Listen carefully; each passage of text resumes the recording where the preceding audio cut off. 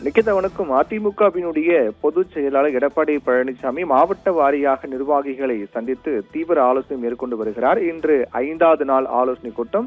இன்றைய ஆலோசனை கூட்டத்தில் திருச்சி மேற்கு, கிழக்கு, புறநகர் மற்றும் மத்திய மாவட்ட நிர்வாகிகளுடன் ஆலோசனையில் ஈடுபட்டார். இந்த ஆலோசனையில் பேசப்பட்ட விடயம் என்ன, அதில் கலந்து கொண்ட நிர்வாகிகள் வைத்த கோரிக்கை என்ன என்பதுதான் தற்போது மிக முக்கியமான ஒரு விடயமாக பார்க்கப்படுகிறது.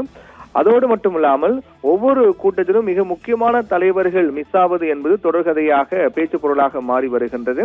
ஏனென்றால் நேற்றைய கூட்டத்தில் கூட, நேற்று நடைபெற்ற நிர்வாகிகளுடான கூட்டத்தில், அதாவது நேற்றைய தினம் நடைபெற்ற கூட்டத்தில் ஆற்காடு தொகுதி எம்எல்ஏவான சுகுமார் மற்றும் மற்றொரு தொகுதியினுடைய சட்டமன்ற உறுப்பினர், அதாவது அதிமுகவுடைய எம்எல்ஏவுமான முன்னாள் அமைச்சருமான KC வீரமணி ஆகியோர் நேற்றைய தினம் நடைபெற்ற கூட்டத்தில் கலந்து கொள்ளவில்லை. இது மிகப்பெரிய ஒரு சர்ச்சையாக மாறியது.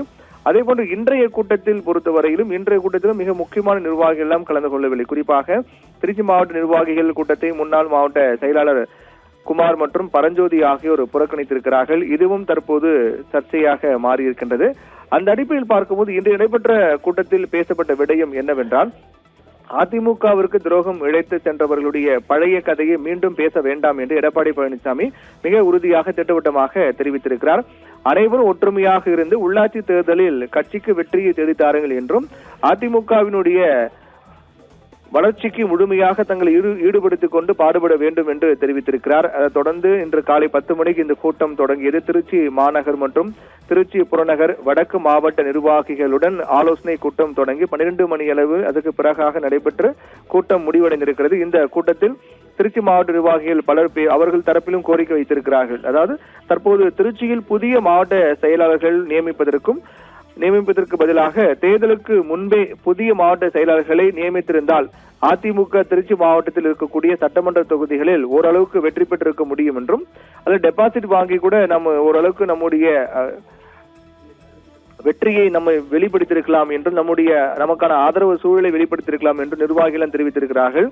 அதே போன்று புதிய நிர்வாகிகள் பலர் அதிருப்தியில் இருப்பது குறித்தும் பேசியிருக்கிறார்கள். இதற்கு பதிலளிக்கக்கூடிய விதமாக அதிமுகவினுடைய பொதுச் செயலாளர் எடப்பாடி பழனிசாமி பேசும்போது, கட்சிக்கு விசுவாசமாக இல்லாமல் துரோகம் இழைத்து சென்றவர்களை மீண்டும் மீண்டும் பேச வேண்டாம், அதை பற்றி பேச வேண்டாம், விட்டுவிடுங்கள் என்றும், நீங்கள் அனைவரும் ஒற்றுமையாக இருந்து வரக்கூடிய உள்ளாட்சி தேர்தலில் வெற்றியை தேடித்தர வேண்டும் என்றும், அதிமுக புத்துணர்வுடன் புதிய எழுச்சியுடனும் வெகுண்டு எழுந்து மீண்டும் ஆட்சி கட்டிலில் அமரும், நீங்கள் மனச்சோர்வு அடையாமல் கட்சி பணியாற்றுங்கள் என்று எடப்பாடி பழனிசாமி தெரிவித்திருக்கிறார்.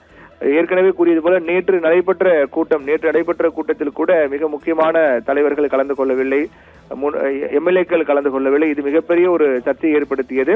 அதைத் தொடர்ந்து நேற்று நடைபெற்ற கூட்டத்தில் அதிமுக எம்எல்ஏ சுகுமார் கலந்து கொள்ளவில்லை. அதே போன்று ராணிப்பேட்டை மாவட்ட ஆட்சியர் அலுவலகத்தில் கூட்டுறவு அமைச்சர் காந்திராஜ் தலைமையில் மாவட்ட வளர்ச்சி திட்ட பணிகள் குறித்து சீராய்வு கூட்டம் தொடர்ந்து பல்வேறு கூட்டங்கள் எல்லாம், அந்த கூட்டத்தெல்லாம் புறக்கணிப்பு உள்ளிட்ட நிகழ்வுகள் நடைபெற்று வருகின்ற நிலையில்தான் இன்றைய கூட்டத்தில் பேசப்பட்ட நிகழ்வுகளும் அதை புறக்கணித்து முக்கிய நிர்வாகிகள் தொடர்பான பேச்சுக்களும் பேச்சு பொருளாக மாறியிருக்கின்றது.